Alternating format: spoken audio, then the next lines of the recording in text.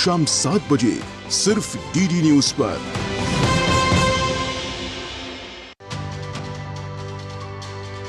नए कानून लोगों की भलाई पर जोर देते हैं, लेकिन जानकारी की कमी के चलते नए कानून को लेकर कई तरह की भ्रांतियां, सवाल और शंकाएं हैं। तो चलिए आज बात करते हैं नए कानूनों को लेकर फैलाए जा रहे मिथक और सच्चाई की। मिथ है कि पुलिस हिरासत की अवधि 15 से बढ़ाकर 90 दिन करना पुलिस की यातना की संभावनाओं को बढ़ाता है, जबकि सच्चाई ये है कि कानून में 24 घंटे के भीतर जांच पूरी नहीं होने पर प्रक्रिया निर्धारित की गई है। पुलिस हिरासत की अवधि 15 दिन तक ही सीमित है। BNSS के तहत लागू 60 से 90 दिनों की कुल अवधि में से 40 और 60 दिनों की अवधि के भीतर आंशिक या पूरी पुलिस हिरासत ली जा सकती है। पुलिस हिरासत देने में न्यायालय का विवेक पहले की ही तरह बरकरार रखा गया है। अगर आरोपी जमानत का पात्र है तो पहले 15 दिनों से अधिक की पुलिस हिरासत आरोपी की जमानत में बाधा नहीं बनेगी। नए आपराधिक कानून यानी भारतीय न्याय संहिता 2023, भारतीय नागरिक सुरक्षा संहिता 2023 और भारतीय साक्ष्य अधिनियम 2023 1 जुलाई 2024 से लागू हो रहे हैं। नए कानूनों के बारे में जानने के लिए NCRB संकलन of criminal laws mobile app को प्ले स्टोर या ऐप स्टोर से डाउनलोड करें।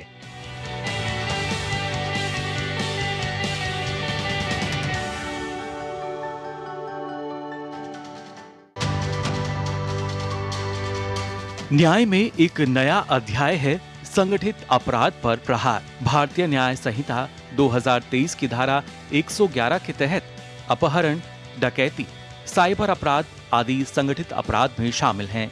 धारा 112 में छोटे अपराधों को शामिल किया गया है। इसमें स्नैचिंग, शॉपलिफ्टिंग, सट्टेबाजी, जुआ और परीक्षा पत्र बेचने जैसे अपराध को शामिल किया गया है। संगठित अपराध के तहत आर्थिक अपराधों में आपराधिक विश्वासघात, जालसाजी, हवाला लेन देन, सामूहिक विपणन धोखाधड़ी और बैंकिंग या वित्तीय संस्थाओं को धोखा देने जैसे अपराध शामिल हैं। संगठित अपराध की वजह से अगर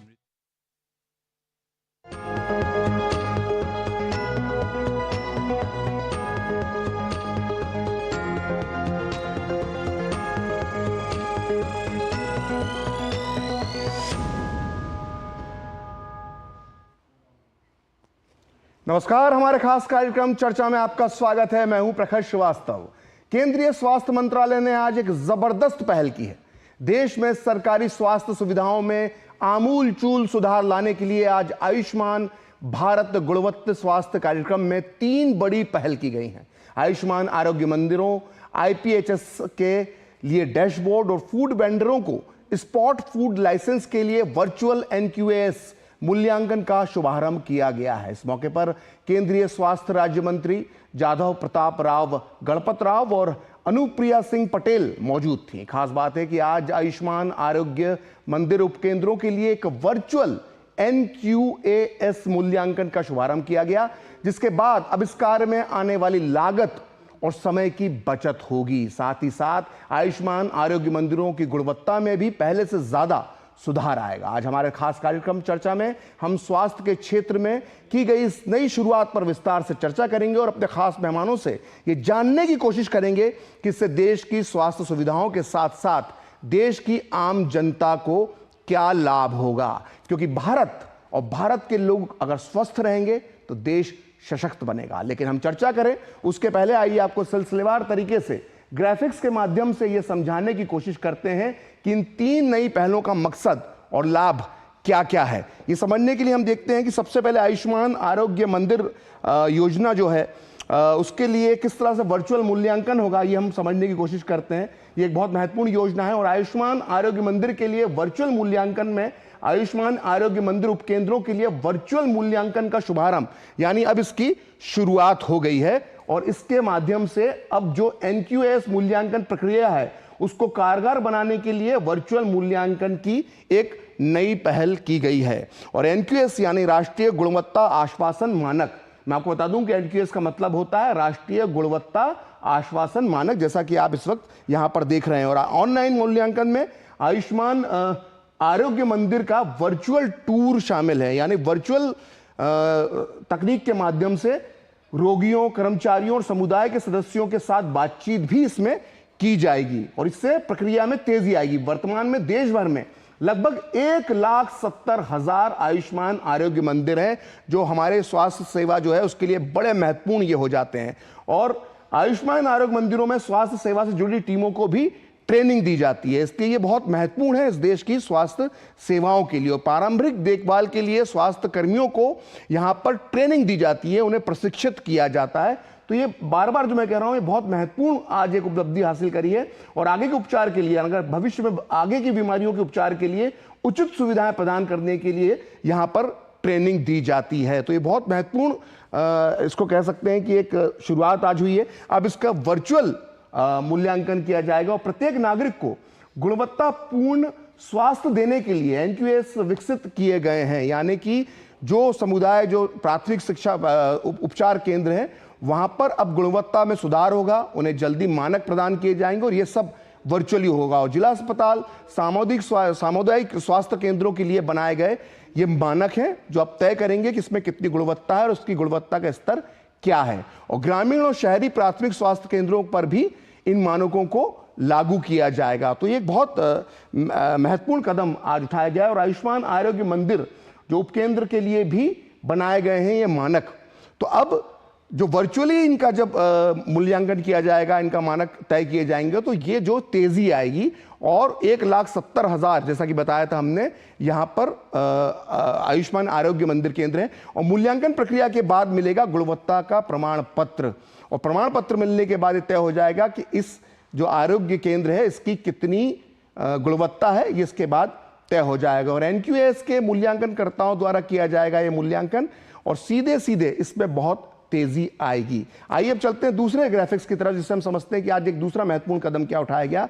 अस्पतालों और स्वास्थ्य केंद्रों की सबसे बड़ी जरूरत होती है लेबोरेटरी यानी पैथोलॉजी, और मरीजों की जांच के लिए सैंपल जहां लिए जाते हैं तो बीमारी का पता लगाया जाता है इसके माध्यम से। और इस दिशा में अब एक नई शुरुआत हुई है, इसमें कैसे और अधिक गुणवत्ता लाई जाएगी आइए ये समझते हैं ग्राफिक्स के माध्यम से। तो आप देख सकते हैं कि जिला अस्पतालों की जो स्वास्थ्य प्रयोगशालाओं के लिए एनक्यूएस जारी किए गए हैं, ये अब एनक्यूएस यानी राष्ट्रीय गुणवत्ता आश्वासन मानक जो है, इसके माध्यम से पैथोलॉजी और जो लैब हैं उनके मानक तय किए जाएंगे। और मानकों से आईपीएचएल में प्रबंधन टेस्ट की गुणवत्ता और क्षमता में सुधार होगा। आईपीएचएल यानी यह मानक पूरी तरह से चालू लैब पर रहेंगे, मतलब जो लैब चल रही है उस पर यह मानक उसकी तय करेंगे कि इसकी कितनी गुणवत्ता। और किसी भी बीमारी के इलाज से पहले टेस्ट की महत्वपूर्ण भूमिका सार्वजनिक अस्पतालों के में पर्याप्त टेस्ट की सुविधा नहीं होने के कारण मरीज निजी अस्पतालों में जाते हैं, क्योंकि जब वो सरकारी केंद्रों में जाते हैं तो वहां पर ये सुविधा जब नहीं होती है तो उन्हें मजबूरी में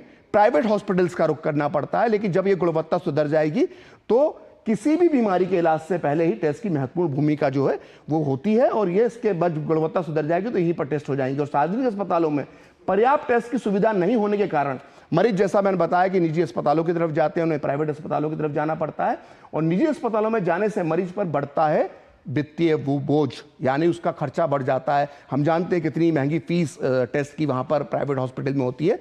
लेकिन अब पीएम आयुष्मान मिशन के तहत प्रयोगशाला जो लेबोरेटरी वो पैथोलॉजी है उस सिस्टम को किया गया है मजबूत, यानी अब जो गरीब मजदूर मरीज हैं उनको प्राथमिक उपचार केंद्रों में ही ये सुविधा पहले से बेहतर मिल पाएगी। तो इसी तरह से जो आईपीएचएस डैशबोर्ड की भी आज शुरुआत की गई है। और डैशबोर्ड का मतलब क्या है इसको हम समझने की कोशिश करते हैं। तो सार्वजनिक स्वास्थ्य सुविधाओं की वास्तविक समय में अब निगरानी होगी। ये एक बहुत महत्वपूर्ण कदम है, इसे समझने की जरूरत है, क्योंकि वास्तविक समय में डेटा संग्रह होगा, विश्लेषण की सुविधा भी ये प्रदान की जाएगी और डैशबोर्ड में सब कुछ उपलब्ध होगा।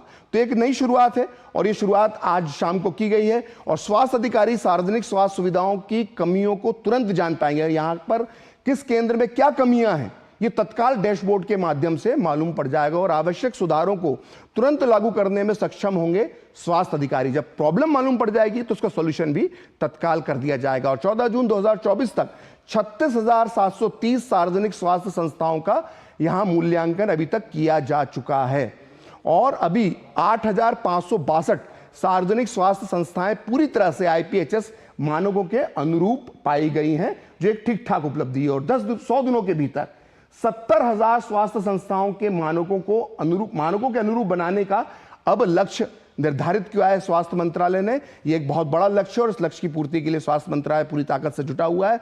और ये पहला राष्ट्र को बेहतर स्वास्थ्य के प्रति सरकार की अटूट प्रतिबद्धता का प्रमाण है। जिस तरह से इस सेक्टर में काम किया गया है, आज 3 नई पहल की गई है। एक तरह से डैशबोर्ड का शुभारंभ जो है वो भारत की विकास यात्रा का एक क्रांतिकारी कदम भी कहा जा सकता है। और हमारे देश में खाद्य पदार्थों के मानकों को लेकर भी बहुत चिंता जताई जाती रही है और अब इसमें सुधार लाने और तेजी लाने के लिए भी एक नई पहल आज की गई है। आप देख सकते हैं कि खाद्य सुरक्षा और अनुपालन प्रणाली के अंदर जल्द लाइसेंस और पंजीकरण जारी करने के लिए एक नई सुविधा का आरंभ किया गया। यह सुविधा क्या है, ये हम आपको बताते हैं कि FOSCOS के माध्यम से ये लाइसेंस दिया जाएगा।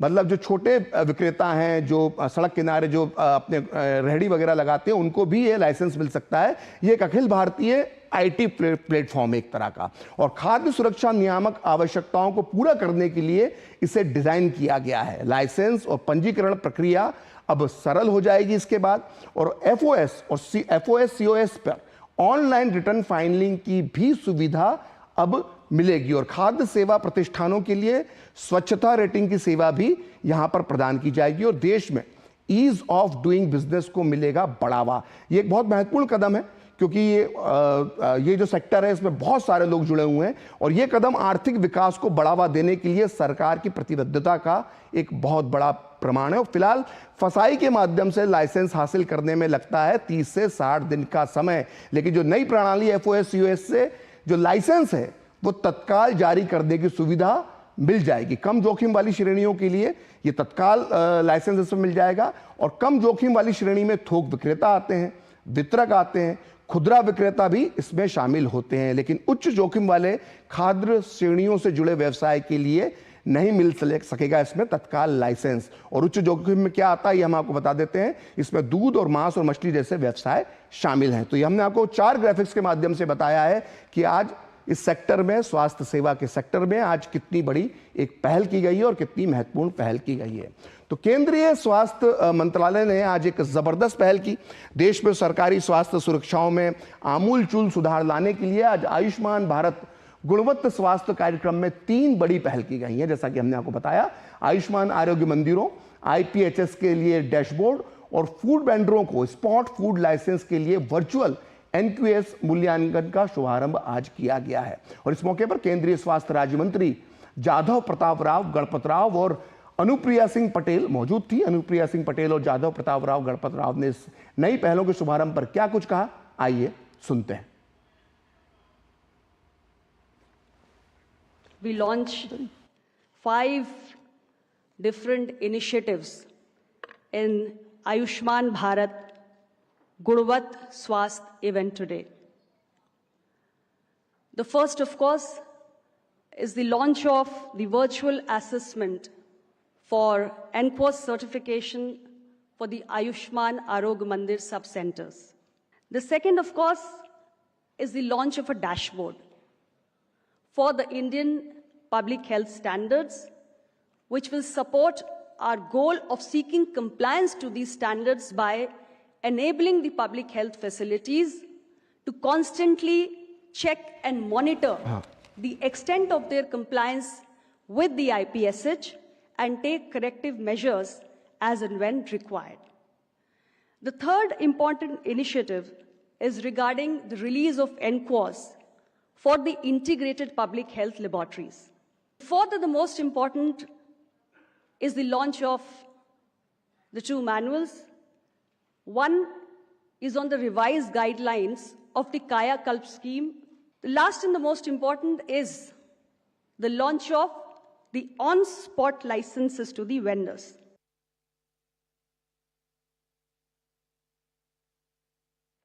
आरोग्य परम धनम की अवधारणा के साथ आदरणीय श्री नरेंद्र मोदी जी के नेतृत्व में एनडीए सरकार सभी के लिए सस्ती, गुणवत्ता एवं मरीज केंद्रित देखभाल के लिए कृत संकल्पित है। पिछले 10 वर्षों में हम आयुष्मान भारत, प्रधानमंत्री जन आरोग्य योजना और आयुष्मान भारत स्वास्थ्य बुनियादी ढांचा मिशन विभिन्न कार्यक्रमों के माध्यम से इसे संभव बनाने के लिए लगातार काम कर रहे हैं। तो आइए अब अपने इन खास मेहमानों से जानने की कोशिश करते हैं कि इससे देश की स्वास्थ्य सुविधाओं के साथ साथ देश की आम जनता को क्या लाभ होगा। जो सरकार ने, स्वास्थ्य मंत्रालय ने खासकर जो 3 नई पहल की हैं, क्योंकि भारत और भारत के लोग स्वस्थ रहेंगे तो देश सशक्त बनेगा। और हमारे साथ मौजूद हैं आराधना पटनायक, जो एडिशनल सेक्रेटरी हैं स्वास्थ्य एवं परिवार मंत्रालय और मिशन डायरेक्टर भी हैं नेशनल हेल्थ मिशन की। वहीं हमारे साथ जुड़ चुके हैं राकेश यादव, जो डायरेक्टर हैं नियामक अनुपालन फसाई के। और आप दोनों का बहुत बहुत स्वागत है। आराधना जी, मैं आपसे शुरुआत करना चाहूँगा। जो सरकार ने 3 बड़ी पहल की हैं, इन 3 बड़ी पहलों से स्वास्थ्य के क्षेत्र में क्या सुधार होगा, आम जनता को क्या लाभ मिलेगा? आज जो स्वास्थ्य एवं परिवार कल्याण मंत्रालय भारत सरकार के द्वारा 3 नई पहल की गई हैं, मुख्य रूप से गुणवत्ता पर विशेष ध्यान देने के लिए। आप अवगत होंगे कि राष्ट्रीय जो हमारी हेल्थ पॉलिसी है उसमें सभी नागरिकों को बेहतर स्वास्थ्य सुविधाएं मिल सकें। सभी स्वास्थ्य केंद्रों में क्वालिटी केयर पर मेन फोकस हमारा गुणवत्ता युक्त स्वास्थ्य सुविधाएं मिल सके, इसके लिए निरंतर प्रयास भारत सरकार द्वारा किया जाता रहा है। लेकिन आज जो एक बड़ा कदम हम लोगों ने इस दिशा में बढ़ाया है, अभी तक हम जो एनकॉस सर्टिफिकेशन कहते थे, नेशनल क्वालिटी एश्योरेंस स्टैंडर्ड्स, हर फैसिलिटी, हर हमारी जो स्वास्थ्य केंद्र है, चाहे वो जिला अस्पताल हो, चाहे सामुदायिक स्वास्थ्य केंद्र हो, चाहे प्राथमिक स्वास्थ्य केंद्र हो, चाहे आयुष्मान आरोग्य मंदिर स्वास्थ्य उपकेंद्र हो, उन सभी में मानक तय किए गए हैं कि जो वहाँ पर सुविधाएं दी जाती है वो सभी गुणवत्ता युक्त सुविधाएं उपलब्ध हो। उसके लिए जो मानक तय किए गए हैं उसका एक असेसमेंट किया जाता है, मूल्यांकन किया जाता है। और वो मूल्यांकन अभी तक भौतिक रूप से किया जाता था। इस भौतिक रूप सत्यापन में लगभग हमें 2 दिन लग जाते थे और लगभग 1 लाख का खर्चा आता था प्रति स्वास्थ्य केंद्र के जांच में। और साथ ही साथ जो पूरी टीम वहां जाकर जांच करती थी उसमें समय काफी लगता था। अब उसी प्रक्रिया को स्वास्थ्य, चूंकि हमारे उपकेंद्र जो हैं, स्वास्थ्य उपकेंद्र, वो बहुत बड़ी संख्या में पूरे देश में फैले हुए हैं, उन सभी का जांच करने में हमें काफी समय लगता। इसके लिए अब ये वर्चुअल सर्टिफिकेशन, वर्चुअल एनकॉस। मैं थोड़ा सा यहाँ पे ये पूछना चाहूंगा कि जब भौतिक रूप से जब आप फिजिकली आप जाते हैं किसी सेंटर को चेक करते हैं तो उसकी गुणवत्ता जांचना एक अलग होता है, वर्चुअली जब आप करते हैं उसका तरीका दूसरा होता है, तो क्या गुणवत्ता बरकरार रहेगी वर्चुअली होने के बाद? इसमें कहीं कोई फर्क नहीं होगा। जो प्रोसेस है, जो प्रक्रिया अपनाई जाएगी वो वही रहेगी। बस जब वो जाते थे वहां पर और जो देखते थे सुविधाएं, आज हम सभी जानते हैं कि अब वर्चुअल टूर वीडियो के माध्यम से हम आराम से कर सकते हैं। हमें हर चीज जानने के लिए वहां पर जाने की आवश्यकता नहीं है। इसमें जो मरीज हैं उनसे भी इंटरेक्शन, वहां जितने भी स्वास्थ्य कर्मी हैं उनसे इंटरेक्शन सभी वीडियो के माध्यम से होगा। और जो दस्तावेजों की जांच होती थी वो सभी फिजिकल रूप से होगा। मतलब वो दस्तावेज वो सारे स्वास्थ्य केंद्र उपलब्ध कराएंगे, हमारे जो एसेसर्स हैं, एक्सटर्नल एसेसर्स, उनको उपलब्ध कराएंगे और वो उसका जांच करेंगे। तो प्रक्रिया वही रहेगी, खाली जो पहले जाकर भौतिक सत्यापन करते थे जिसके कारण समय लगता था और खर्चा आता था। 70,000 इस तरह के केंद्र हैं, तो इसीलिए ये वर्चुअल सर्टिफिकेशन। ठीक है, मैं आपको यहाँ पे रोकूंगा क्योंकि मुझे लेना होगा छोटा सा ब्रेक, और ब्रेक के बाद भी जो स्वास्थ्य के क्षेत्र में एक 3 बड़ी पहल की गई है उस पर एक चर्चा जारी रहेगी। बढ़िया है, प्राकृतिक हल्दी, मिर्ची, धनिया नहीं, मिर्ची, धनिया, हल्दी, MDH।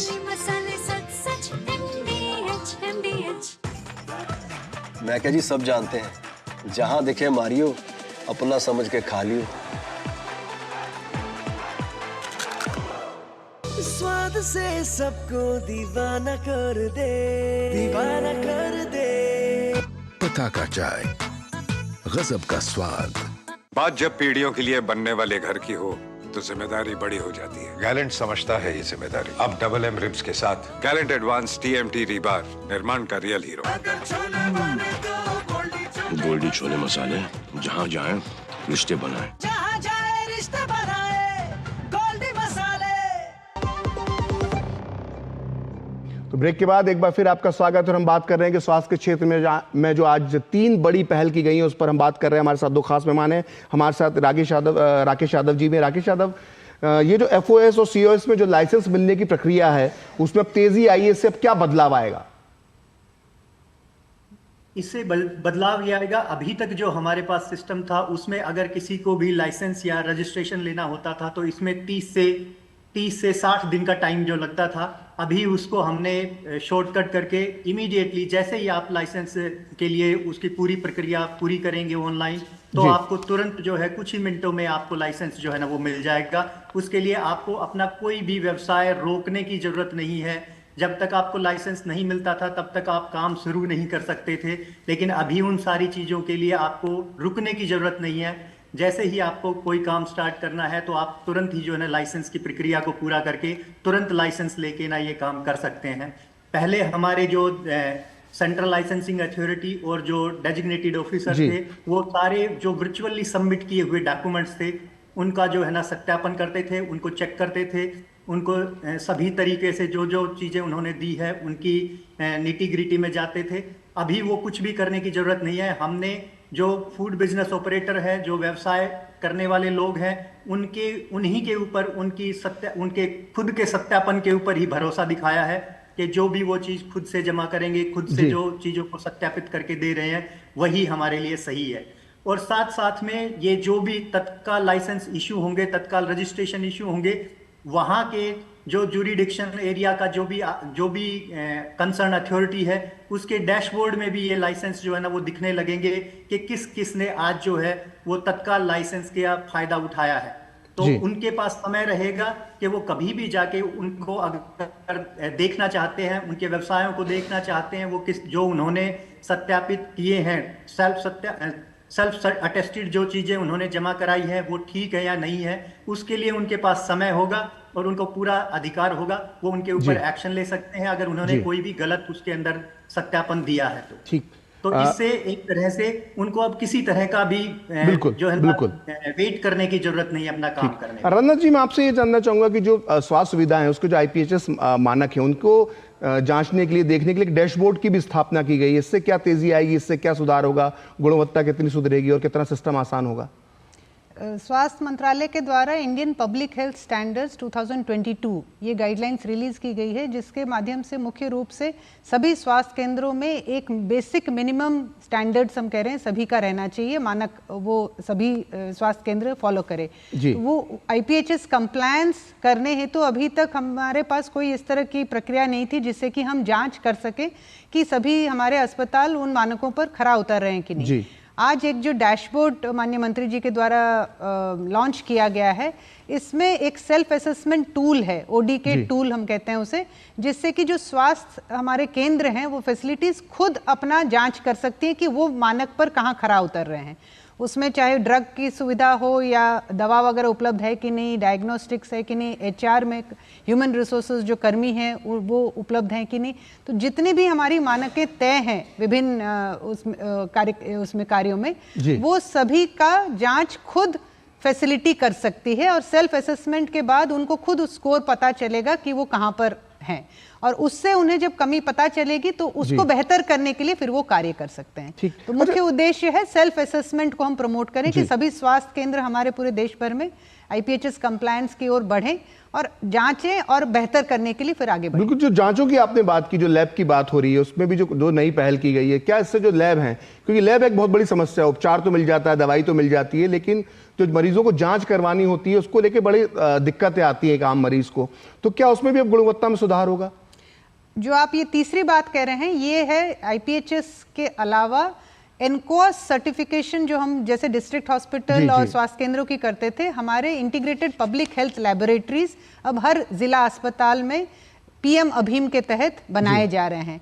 इन अस्पतालों में भी गुणवत्तापूर्ण हम जांच करें, सभी प्रकार की जो जांचें होती है वो सभी मानकों पे खरा उतरे। इसके लिए NQOS सर्टिफिकेशन अब उन IPHL का भी किया जाएगा। उसके गाइडलाइंस का आज विमोचन किया गया, जिसके बाद अब इन पब्लिक हेल्थ लैबोरेटरीज को सभी मानकों पर सही उतरने के लिए, क्वालिटी टेस्टिंग करने के लिए उनका सर्टिफिकेशन किया जाएगा, जो अभी तक हम जिला अस्पतालों और अन्य अस्पतालों का कर रहे थे। ठीक है राकेश जी, जो एक नई पहल की गई है कि जब छोटे जो दुकानदार हैं, जो रेहड़ी पटरी पर भी लगाते हैं दुकानें, उनको भी सर्टिफिकेट दिया जा सकता है, तो क्या इससे ये करने के बाद जो एक दूषित भोजन की समस्या है, दूषित खाद्य पदार्थों की समस्या है, क्या उस पर लगाम लग सकेगी? जी बिल्कुल। अब से पहले सभी जितने भी फूड के व्यवसाय में जितने भी लोग लगे हों, उन सभी के लिए लाइसेंस या रजिस्ट्रेशन लेना जो है ना वो अनिवार्य था। लेकिन ये लोग इन कॉम्प्लेक्स सिस्टम की वजह से जो है लाइसेंस नहीं ले पा रहे थे, और जब तक वो लाइसेंस नहीं लेते थे तब तक वो हमारे एम्बिट के अंदर आते ही नहीं थे। जैसे ही वो हमारे एम्बिट में आएंगे उनकी ट्रेनिंग हो सकेगी, उनको बहुत सारी सुविधाएं हम दे पाएंगे। जो अपग्रेडेशन के जितने भी काम हैं उन सभी में हम उनको जो है ना इन्वॉल्व करेंगे, उनको समझाएंगे, उनका सर्विलांस के टाइम पे उनको बताया जाएगा, उनको साफ सफाई के तरीके जो है वो बताए जाएंगे, उनकी फूड हैंडलर जितने भी उनके यहाँ पे काम करते हैं उनको जो ट्रेनिंग का एक रिक्वायरमेंट है वो ट्रेनिंग करवाएंगे, और इसी तरीके से जो है ना धीरे धीरे करके उनका रख रखाव का, उनका हाइजीन का जो लेवल है वो बढ़ेगा, उनको काम करने के तरीके जो हैं वो सिखाए जाएंगे, और जो हमारा कंप्लायंस सिस्टम जो एक है फूड रेगुलेटरी सिस्टम का वो बढ़ेगा। और जो अभी हमारे पास सिर्फ 58 लाख फूड बिजनेस ऑपरेटर जो इस ऑर्गेनाइज्ड बिजनेस में आए हैं वो बढ़ के ना हमें उम्मीद है कि 1 करोड़ का नंबर भी जो है वो पार कर जाएंगे जल्दी। निश्चित तौर पर। आराधना जी, एक सवाल, मेरा आखिरी सवाल आपसे है कि जो आयुष्मान आरोग्य मंदिर जो है, जब इसकी गुणवत्ता में सुधार हो जाएगा, अभी काफी सुधार हुआ है पिछले कुछ सालों में, लेकिन जो नई पहल के बाद जब सुधार हो जाएगा तो इससे जो बड़े सरकारी अस्पताल है क्या उन पर भी बोझ कम होगा? ये देश के स्वास्थ्य को लेकर कितना एक बड़ी अहम पहल इसको माना जा सकता है? अवश्य। अभी जो ज्यादातर सभी लोग जिला अस्पताल की ओर जाते हैं क्योंकि जो वहाँ पर ज़्यादातर हमारे इनकोस सर्टिफाइड फैसिलिटीज़ हैं।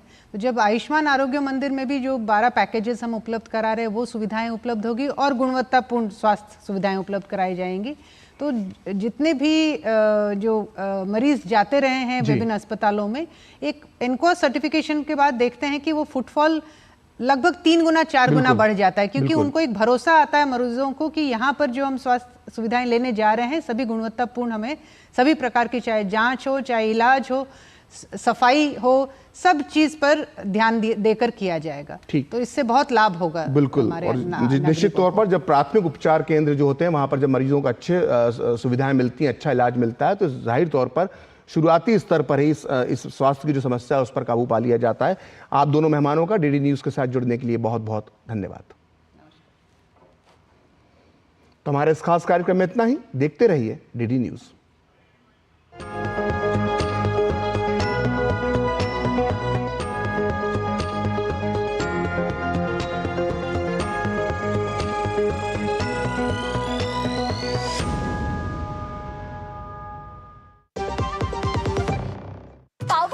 पाव भाजी को फेवरेट बनाता है MDH पाव भाजी मसाला। MDH पाव भाजी मसाला। MDH बनाए पाव भाजी लाजवाब।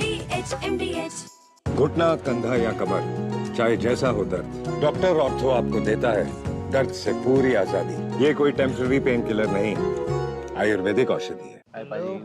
नया फोन? बिल्कुल मेरे जैसा। तेरा ही फोन है। टीम बस में भूल आया था तू। क्रिकेट के बाद का प्लान ऐसे मत भूल जाना भाई। क्रिकेट के बाद का प्लान मतलब पाजी? मतलब रिटायरमेंट का प्लान। इस जनरेशन ने तो उस बारे में सोचा भी नहीं होगा। नहीं भाई पहले मैच से ही सोचा है, इसलिए तो वो कर रखा है। वो मतलब क्या? वही जो सब लोग सही है करते रहते हैं। म्यूचुअल फंड्स में SIP। म्यूचुअल फंड्स में SIP। अगर ऐसे भूल भी जाओ ना तो भी रिटायरमेंट का प्लान बैकग्राउंड में चलते रहना चाहिए ताकि आगे की लाइफ सेट रहे। सही है।